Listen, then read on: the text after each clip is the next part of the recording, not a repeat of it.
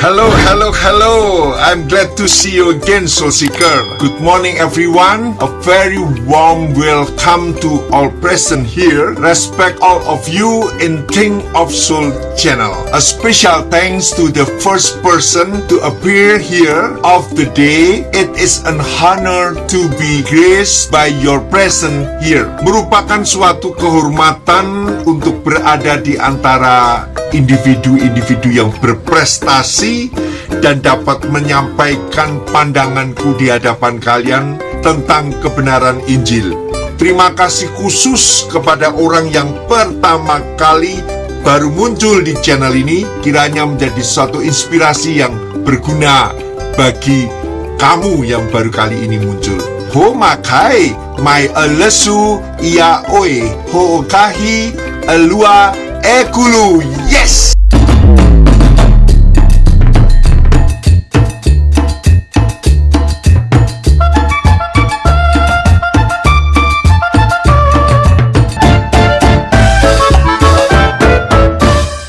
Soul Seeker, pada Injil Markus dituliskan jika Yesus merasa lapar dan dari jauh ia melihat pohon ara yang sudah berdaun.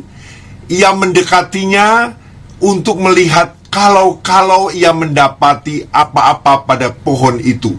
Tetapi waktu ia tiba di situ, ia tidak mendapati apa-apa selain daun-daun saja. Sebab memang bukan musim buah ara. Maka kata Yesus kepada pohon itu, jangan lagi seorang pun makan buahmu selama-lamanya. Dan murid-muridnya pun mendengarnya. Sedangkan di kitab Injil Lukas dituliskan jika Yesus mengatakan sebuah perumpamaan, dikatakan seorang mempunyai pohon ara yang tumbuh di kebun anggurnya, dan ia datang untuk mencari buah pada pohon itu, tetapi ia tidak menemukannya. Lalu ia berkata kepada pengurus kebun anggur itu, sudah 3 tahun aku datang mencari buah pada pohon ara ini, dan aku tidak menemukannya. Tebanglah pohon ini, untuk apa ia hidup di tanah ini dengan percuma. Soul Seeker, mengapa ada perbedaan antara Injil Markus dan Injil Lukas tentang nasib pohon ara itu? Oh yeah. Mengapa bisa terjadi perbedaan yang signifikan? Oh yeah. Sebab Lukas menuliskan dengan sebuah perumpamaan. Apa maksud perumpamaan itu? Sedangkan Markus bercerita secara lugas tentang pohon ara yang dikutuk menjadi kering dan mati. Beberapa skolar percaya penulisan Injil Lukas dan Matius itu mengikuti Markus, karena Injil Markus kemungkinan besar yang paling awal ditulis di dalam Injil. Lalu setelah itu Lukas dan Matius menyusul mempergunakan Injil Markus, at least sebagian daripada Markus. Sebagai contoh cerita pohon ara yang tidak berbuah yang dikutuk oleh Tuhan, kamu juga bisa membaca variasinya dalam Injil Markus dan Matius dengan perbedaan tulisan. How did it happen? Sabar dulu, Soul Seeker. Aku mau jelaskan. Begini, cerita dari Injil Lukas dikemas dalam bentuk perumpamaan, sedangkan di dalam Injil Markus dan Matius kompres cerita lengkap tentang Yesus sendiri yang berurusan dengan pohon ara yang tidak berbuah. Tapi kita bersyukur karena adanya perbedaan penulisan yang perspektif, sekalipun eventnya perspektif, karena dengan demikian kita mendapati perbedaan dan mendapat pesan firman Allah yang begitu kaya, berlimpah, dan berbagai macam sisi yang disajikan, baik melalui Lukas maupun Markus, Matius, dan bahkan Injil Yohanes. Tetapi sesungguhnya ini keempat Injil ini ada dalam satu event yang sama dan saling integrate. Saat ini kita ada di dalam zaman postmodern, di mana kita lebih tertarik kepada keberbedaannya dari setiap Injil, ya kan? Basically penggabungan penulisan Injil yang berbeda ini ada sebuah misteri yang dibukakan lewat kisah pohon ara yang tidak berbuah. Mari kita simak dan telusuri secara seksama. Dalam cerita ini, Yesus sedang lapar dan ia menghampiri pohon ara yang rimbun daunnya, tetapi tidak berbuah sama sekali. Lalu Yesus mengutuknya dan pohon ara itu kering dan menjadi mati. Dalam hal ini, Yesus tidak melakukan dikarenakan emosi akibat lapar. Dan anggapan kita, Yesus kesal lalu mengutuk pohon ini. Bukan demikian. Yesus dapat menahan lapar. Ini terbukti selama 40 hari ia berpuasa tanpa makan dan tanpa minum, dan ia tidak ada emosi apapun, di mana ia tetap to be calm, tenang. Tindakan Yesus bukan karena lapar. Roma 14 ayat 17 mengatakan, sebab kerajaan Allah bukanlah soal makanan dan minuman, tetapi soal kebenaran, damai sejahtera dan sukacita oleh Roh Kudus. Jadi tidak ada hubungan dengan kelaparan waktu Yesus mengutuk pohon ara itu. Misteri ini berbicara tentang nasib pohon ara itu. Dikatakan tidak berbuah selama-lamanya. Ini sama diperhadapkan dengan nasib bangsa Yahudi yang tidak berbuah. Menurut tafsiran ini, pohon ara melambangkan bangsa Yahudi yang dari luar tampaknya saleh, tampaknya indah, berdaun, tetapi tidak menghasilkan apapun bagi kemuliaan Allah, tidak berbuah. Penafsiran ini dikaitkan dengan perumpamaan pohon ara yang tidak berbuah. Dalam teologi dari tafsiran Roma Katolik ataupun dari golongan reformasi, fundamentalisme, Injili, bahkan dari modernisme, umumnya mengakui bahwa orang Yahudi mempunyai status dan keselamatan khusus dalam perjanjian dengan Tuhan. Memang benar, Allah telah mengikat perjanjian dengan bangsa Yahudi bahwa akan datang Mesias yang menyelamatkan dunia ini. Janji turunnya Mesias melalui bangsa Yahudi yang menjadi umat pilihannya dan memberikan pemeliharaan dan keselamatan khusus bagi bangsa ini. Allah juga disebut sebagai Allah bangsa Israel atau Allah bangsa Ibrani. Sedangkan menurut pemikiran reformasi tradisional menyatakan peristiwa mengutuk pohon ara sebagai tanda dari Tuhan Yesus tentang akhir perjanjian eksklusif antara Allah dan bangsa Yahudi. Akhir dari perjanjian eksklusif. Jadi misteri perjanjian eksklusif ini terhadap bangsa Yahudi mengalami sebuah pergeseran transisi, transisional change from exclusive agreements, sebuah perubahan transisi dari perjanjian eksklusif terhadap bangsa Yahudi, dan perjanjian ini bertransisi terhadap bangsa-bangsa lain. Karena apa?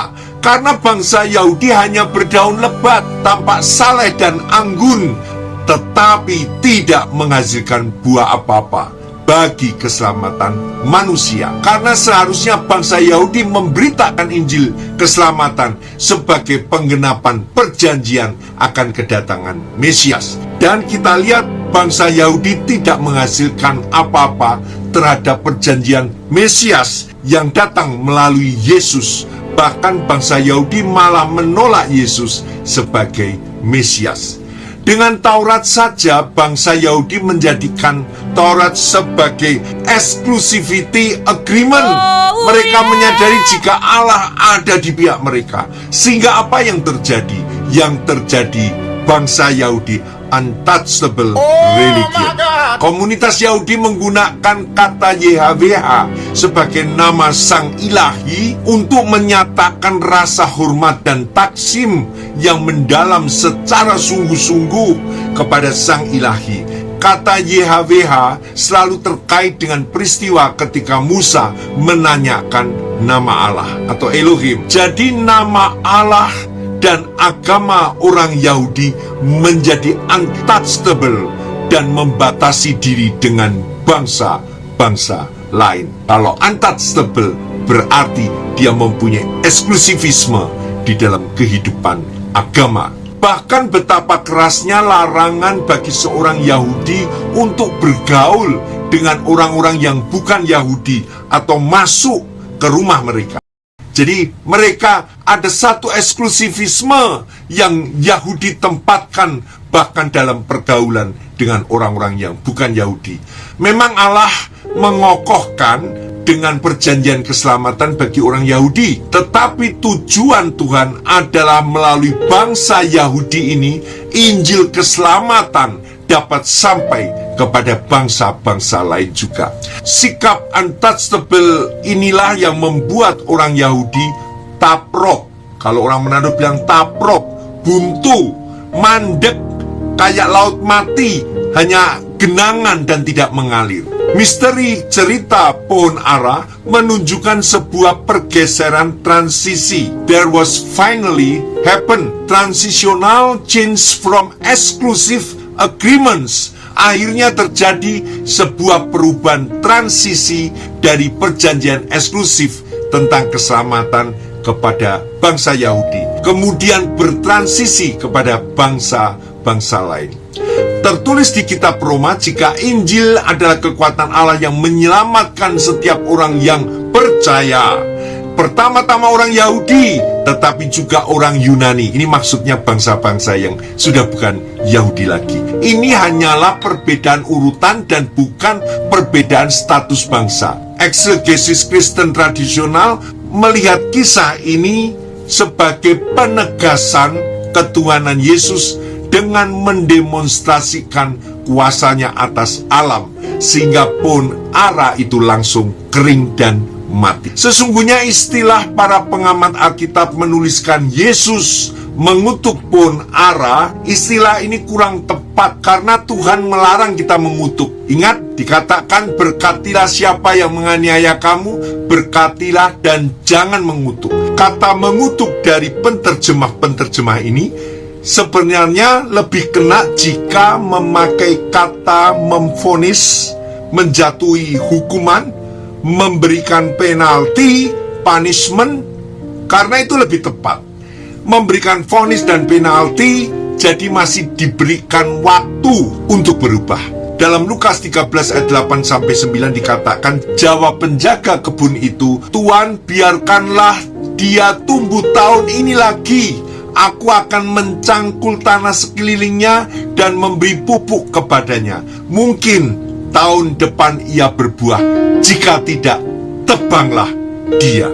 Artinya, arti di sini memohon agar bangsa Yahudi diolah lagi tanah hatinya supaya tahun berikutnya ia dapat berbuah. Makanya lebih tepat dalam istilah vonis, bukan kutuk. Allah memberikan kesempatan untuk orang Yahudi bertobat dan memberi hidup bagi kemuliaan Tuhan. Sebab keselamatan datang dari bangsa Yahudi. Janji keselamatan akhirnya terbuka bagi bangsa-bangsa lain dan tidak hanya melulu secara eksklusif untuk bangsa Yahudi saja. Di dalam tradisi kepercayaan dari Perjanjian Lama, salah satu teolog menyebut dengan istilah deeds consequence connection. Ada koneksi antara perbuatan dan konsekuensinya yang akan dialami. Misalnya jika kita membaca dalam kitab Yosua, Samuel dan sebagainya, di situ berulang-ulang dijelaskan tentang orang yang taat akan diberkati dan yang tidak taat akan mengalami malapetaka. Ada sebuah konsekuensi terhadap bangsa Yahudi yang tampak saleh, yang anggun berdaun ini, tetapi tidak menghasilkan apapun bagi kemuliaan Allah, artinya tidak berbuah, maka dipotong. Ini konsekuensinya, menjadi kering dan mati. Pergeseran perjanjian eksklusif tentang keselamatan ini juga dinyatakan bagi Rasul Petrus yang pada saat itu ia merasa lapar dan ingin makan, tetapi sementara makan disediakan, tiba-tiba rohnya diliputi kuasa ilahi. Tiba-tiba Petrus mendapat penglihatan di mana langit terbuka dan turunlah suatu benda berbentuk kain lebar yang bergantung pada keempat sudutnya, yang diturunkan ke tanah. Di dalamnya terdapat pelbagai jenis binatang berkaki empat, binatang menjalar, dan burung. Kedengaran olehnya suatu suara yang berkata, "Bangunlah hai Petrus, sembelilah dan makanlah." Tetapi Petrus menjawab, "Tidak Tuhan, tidak, sebab aku belum pernah makan sesuatu yang haram dan yang tidak tahir." Kedengaran pula untuk kedua kalinya suara itu berkata kepada Petrus, "Apa yang dinyatakan halal oleh Allah, tidak boleh engkau nyatakan haram." Hal ini terjadi sampai 3 kali. Dan segera sesudah itu terangkatlah benda itu ke langit. Dan penglihatan ini menyadarkan Petrus, dan pertemuan dengan Kornelius menyadarkan bahwa bangsa-bangsa lain yang diharamkan oleh orang Yahudi sekarang dinyatakan halal oleh Allah. Lalu mulailah Petrus berbicara, katanya, "Sesungguhnya aku telah mengerti bahwa Allah tidak membedakan orang. Setiap orang dari bangsa manapun yang takut akan Dia dan yang mengamalkan kebenaran berkenan kepadanya." Soul Seeker, pernyataan itu diberikan kepada Rasul Petrus sebagai tanda bahwa Injil harus diberitakan ke semua suku dan bangsa. "Sebab aku mempunyai keyakinan yang kokoh dalam Injil, karena Injil adalah kekuatan Allah yang menyelamatkan setiap orang percaya, pertama-tama orang Yahudi, tetapi juga orang Yunani." Paulus menyebutkan dirinya sebagai rasul-rasul bangsa non-Yahudi, yaitu bangsa Romawi kuno. Kesempatan Paulus untuk memberitakan Injil kepada bangsa lain dengan sikap sebagai orang yang berhutang. Hal ini mengingatkan kita akan perkataan dari pengurus kebun itu. Dia katakan, "Tuhan, biarkanlah dia tumbuh tahun ini lagi. Aku akan mencangkul tanah sekelilingnya dan memberi pupuk kepadanya. Mungkin tahun depan ia berbuah. Mungkin, jika tidak, tebanglah dia." Ini yang dituliskan Lukas dalam perumpamaan tentang pohon ara itu. Paulus menanggapinya dengan sungguh-sungguh, seolah-olah ia sebagai pohon ara yang diberikan tugas dengan batas waktu setahun lagi. Makanya Paulus mengatakan, "Aku berhutang baik kepada orang Yunani maupun kepada orang bukan Yunani, baik kepada orang terpelajar maupun kepada orang tidak terpelajar. Itulah sebabnya aku ingin memberitakan Injil kepada kamu juga yang diam di rumah." Paulus merasa dirinya sebagai orang yang berhutang. Setahun lagi, kalau aku tidak memberitakan, kalau aku tidak berbuah, lebih baik aku ditebang dan mati. Kembali pada mencatat bagian penulisan yang indeed sulit itu di dalam Markus, yaitu pada waktu Tuhan mencari, mengharapkan buah. Indeed sedang tidak musimnya. Kemudian Tuhan mengutiki pohon itu. Mengapa demikian? Kok rasanya tidak reasonable, tidak menemukan buahnya? Kenapa harus diexpect ada buahnya? Sebetulnya cerita pohon ara ini sudah 3 tahun dinantikan buahnya. Ini bukan musim yang pertama, karena menurut beberapa komentator, pohon ara itu adalah pohon yang bisa berbuah setiap tahun, dan ini sudah 3 tahun tidak pernah ada buahnya. Ia sama saja terus-menerus menghabiskan anugerah Tuhan, tetapi tidak ada buah yang dihasilkannya. Berarti Allah selalu cross-check. Betul? Allah selalu lihat hidup kita setiap tahun. Allah lihat setiap waktu kita ini berbuah atau tidak. Waktu kita membaca dalam bagian ini, ada satu kalimat yang tertulis dalam ayat ke-7, "Untuk apa ia hidup di tanah ini? Percuma." Apa maksudnya? Itu adalah suatu gambaran pohon ara di tengah-tengah kebun anggur. Di tempat itu ada banyak pohon-pohon yang lain dan berbuah, tetapi pohon ara ini tidak berbuah. Sedangkan pohon ara ini juga menerima nutrisi yang sama, menyedot, di dalam bahasa aslinya seperti using up, mempergunakan nutrisi-nutrisi yang ada di tanah, mengeruk semua nutrisi, tetapi ia sendiri tidak menghasilkan apa-apa. Sementara pohon yang lain juga menyedot nutrisi namun menghasilkan buah. Ini gambaran yang sama sekali tidak fair. Ada orang-orang yang begitu banyak mendapat berkat Tuhan, begitu banyak mendapat pelayanan firman Tuhan, begitu banyak didoakan, begitu banyak mendapat kesempatan untuk mempelajari Alkitab dan membacanya, tetapi tetap tidak ada buah di dalam kehidupannya. Di sini ada sesuatu yang salah. Untuk apa nutrisi itu disedot terus, atau tidak lebih baik dibagikan saja kepada pohon-pohon yang lain yang bisa menghasilkan buah?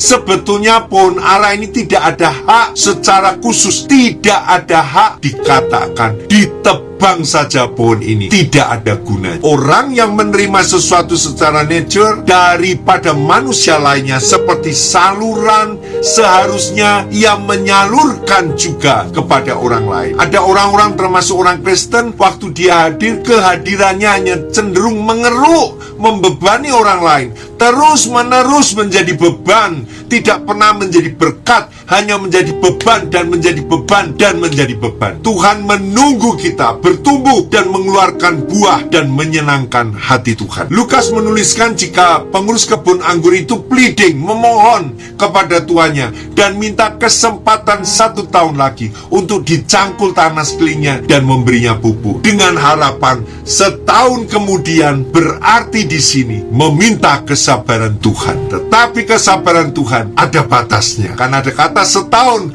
berarti ada batasnya. Soul seeker, pohon ara melambangkan orang yang beriman, yang percaya kepada Yesus Kristus. Buah ara melambangkan buah rohani yang dihasilkan dari orang percaya itu. Pohon ara yang baik menghasilkan buah yang manis yang bisa dimakan oleh banyak orang. Demikian juga orang beriman kepada Yesus menghasilkan buah pertobatan. Soul seeker, ini pelajaran yang penting. Kalau bangsa Yahudi yang pertama keselamatan itu datang daripada mereka, di situ dikatakan karena mereka tidak berbuah dan sudah ditunggu 3 tahun tidak berbuah, maka perjanjian eksklusif itu mulai berpindah kepada bangsa-bangsa yang lain, termasuk kita. Kita ini adalah umat yang mendapatkan transisi perjanjian dari bangsa Yahudi kepada kita. Kita mendapat keselamatan daripada Tuhan Yesus. Itu adalah kita ini hanya seperti batang yang dicangkokkan saja. Oleh sebab itu kita diminta untuk menghasilkan buah. Untuk itu kita diminta untuk kita bisa menjadi berkat bagi banyak orang, menyaksikan Injil Kristus, memberitakan kabar kebenaran tentang Kristus, kabar keselamatan. Karena apa? Karena kita sudah menerima nutrisi yang sama, kita menerima makanan rohani yang sama. Kita harus mengeluarkan buah, seperti Paulus berhutang kepada Tuhan untuk meminta waktu supaya ia dapat mengabarkan Injil kepada bangsa-bangsa lain. Soul seeker, aku sebagai bangsa Indonesia, ketika aku menerima keselamatan itu, aku berhutang kepada bangsa ini untuk memberitakan keselamatan daripada Tuhan. Karena janji Mesias itu akan datang, dan janji Mesias itu adalah janji penggenapan yang dinantikan seluruh umat di dunia. Karena apa? Tidak ada jalan lain kecuali melalui Yesus. Tidak ada jalan lain kita bisa sampai kepada kekekalan kecuali menyebut dan percaya nama Yesus Kristus. Oleh sebab itu, mari jadi berkat supaya setiap orang akhirnya mengenal Yesus, merasakan buah yang manis daripada kita, dan mereka dapat juga menjadi pohon-pohon ara yang berbuah. Terpuji nama Tuhan Yesus. Engkau selalu diberkati, engkau selalu diberikan kekuatan iman untuk terus berjalan di dalam jalannya Tuhan. Tuhan memberkati. Mari kita berdoa. Tuhan Yesus, hamba-Mu telah selesai berbicara. Tuhan yang menolong aku, Tuhan. Tuhan yang menolong setiap orang yang mendengar di channel ini, supaya mereka tahu bahwa ada keselamatan yang diberikan kepada kami. Tuhan, tolong kami supaya kami mengerti Tuhan, bahwa ini merupakan suatu anugerah yang besar. Walaupun kami tahu janji keselamatan itu pertama-tama kepada bangsa Israel atau Yahudi atau Ibrani, tetapi hari ini perjanjian itu telah bergeser, bertransisi kepada kami Tuhan. Tuhan, biar kami terus menangkap firman ini, kami mengambil nutrisi daripada firman Allah, supaya hidup kami berbuah dan menjadi berkat.